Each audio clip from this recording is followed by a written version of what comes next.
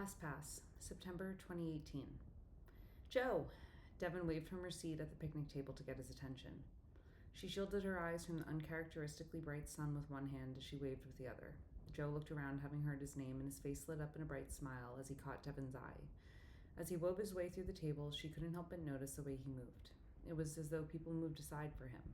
Sure, she may have been a touch dramatic in that description, but in fairness, many people had moved to the side as he navigated his way towards her. It was as though his stature alone made people take notice. Add a charismatic smile, and suddenly every woman in the pub had her eyes on him. Devin suddenly felt very aware of how attractive he was and how little effort she had put into her own appearance that day. It was the first day of classes, and she had opted for jeans with a white tank. How very unoriginal. She had thrown an old cardigan in her book bag in case the classroom was cold. She could not have tried less. "What are we celebrating today on day one?" He looked expectantly at her as she pulled herself out of her own thoughts. "A pint of whatever you're having." She really didn't know how to order. She wasn't legal in the States, so ordering at a bar seemed daunting and unfamiliar. "Oh, come on, Dev, let's live it up. Time for some Pimm's cups." 2 rounds later, Devin was feeling great as she waltzed into her first class. She scanned the room. It was an old habit from Fordham. The days of classes, she would try to see if she knew anybody. She relished in the ability to sit next to someone she was at least mildly familiar with in order to calm her nerves. But today she didn't recognize anyone. She shook her head. Of course she wouldn't recognize anyone. She was in London, after all. She had followed Joe's lead down to the middle of the lecture hall. The class was empty by her typical standards. Only 20 or so students talked in murmured tones as they began to find places to sit. Joe plunked himself down unceremoniously in the middle of the room and tossed his backpack onto the chair next to him. Devin moved to his other side. She supposed he just wanted more space. She took her seat and began unpacking her book bag. She laid her cardigan across her lap and pulled out her laptop. She dug around for a pen and a notebook, just in case. "You sure you got everything there?" Joe teased. He hadn't pulled anything out of his bag. He sat there empty-handed, and Devin couldn't understand why. "Ha, yes. But what about you? No notebook or something?" "For what?" "It's the first day of school. Who does work on the first day of class?" She supposed he was right. She was an over-preparer. That's how you succeeded. If she anticipated all of her needs ahead of time, she wouldn't be caught off guard. She hated being caught off guard. She dug around in her bag a bit more to look for a hair tie when she heard Joe's voice. "There he is. Welcome to the party, man." She looked up. Her heart rate rose and fell when she realized it wasn't Christian. Why had she thought it would be him? "Devin, this is Andy. He's from USC. Met him at a mixer over the weekend." Devin tried to hide her confusion. People went to parties over the weekend? She had spent the better part of Saturday night battling her way through Tesco. Sunday, she did absolutely nothing but watch UK Netflix in bed. "What's up, Devin? Nice to meet you." She smiled and said her hellos. She really needed to try to socialize more. After the lecture, she tried to wave her goodbyes, but Joe wasn't having it. "Devin, it's a Monday night at 7:30, and we just finished our one obligation of the day. Do you have something better to do than come to dinner with us?" He gestured to Andy, who nodded encouragingly. "Well, when you put it that way, I guess not." She tried not to feel like a loser. She had just assumed people went home after class. It was a Monday. But she was abroad. This is what she was supposed to do. As they walked into the pub a few minutes later, she was surprised. At the table in the back sat Beth, Kira, and Christian, along with a handful of people she vaguely recognized from their too brief orientation a week ago. "Hey!" Kira waved at the 3 of them enthusiastically. "Welcome, welcome. How was the class?" Devin got the vibe that Kira was used to leading the pack, and she didn't mind. She appreciated the fact that Kira was showing genuine interest in everyone's well-being. It was something she wished she could do herself. It was good. Devin wanted to ask the teacher for homework. Joe gave her a playful shove. She heard the slightest chuckle come from Christian's side of the table. "Aw, Devin, I did the same thing. I don't know how the classes work here yet." Kira piped up. "We'll figure something out tomorrow in history. I think you're in my section. Anyway, take a seat. We've been holding down the fort for a while." Devin clocked the multiple empties on the table. How long had they been hanging out for? Devin shuffled to the side to let Joe and Andy take seats. They seemed perfectly at ease in the pub. She moved to her left and found herself next to Beth.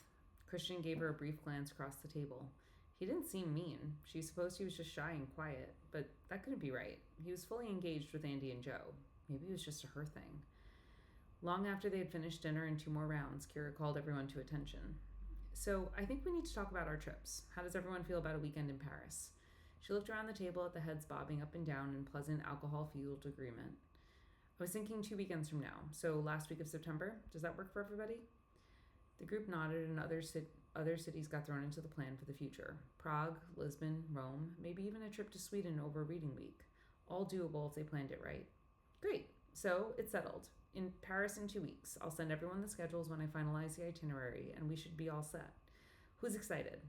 Kira's enthusiasm fell on less enthusiastic ears as the group started to fade from one too many rounds. It'll be fun. Thanks for planning it, Kira. Devin twisted her head away from Kira to look at Christian.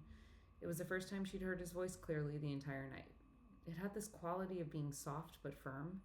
It reminded her of the feeling of waking up on a Saturday morning in a winter bed and snuggling up in a flannel. After paying the check, Devin began to gather her things. She was exhausted.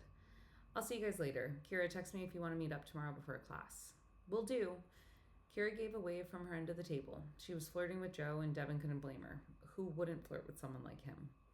Hey, Devin, wait up. I'll walk you back. Christian stood up, gathering his backpack off the floor. God, he was tall. She wasn't wearing booties today, so she felt particularly short by comparison. She had to tilt her head all the way up to look him in the eye. He followed her towards the door, and she couldn't help but notice how calm she felt next to him. It was as though he moved in a state of constant balance.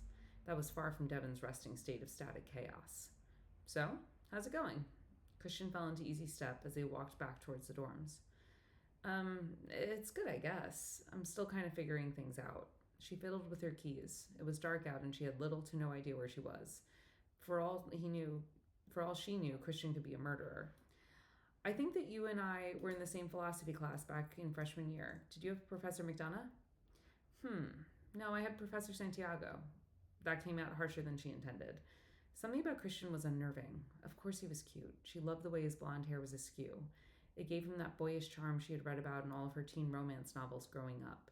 It also helped that he had a soft laugh that seemed to always be right on top of his mind, as if he was ready to always giggle. There was a lightness to him that was completely contrary to Devin's own demeanor. She was a worrier. She predicted things that it would always go wrong. She assumed there would be things that went well, but those would be less than the things she knew would go awry.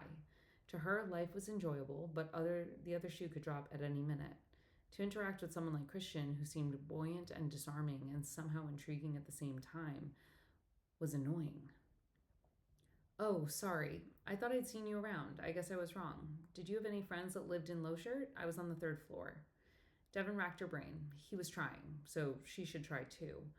I think my friend Katie lived there. She was the ultimate Frisbee team, if that helps. Actually, yeah, it does. She's dating my roommate, Drew. She's great. Oh my god, Drew's your roommate? How funny. I can't believe we haven't run into each other. I lived in Martyrs floor that year, on the 2nd floor. She put the wide smile back behind her lips. She didn't want to seem overeager. It had gotten her into trouble in the past. She didn't even know if Christian was single. She needed to find out first before she got herself into a situation of flirting with a taken guy. It had happened one too many times for anyone to believe it was an honest mistake anymore. Yeah, Drew and I have been roommates since freshman year. I know a few people in Martyrs, but no one on your floor. But I'm sure we would have crossed paths at some point. It's a small school after all. Devin nodded in agreement. For its large student population, Fordham was surprisingly small.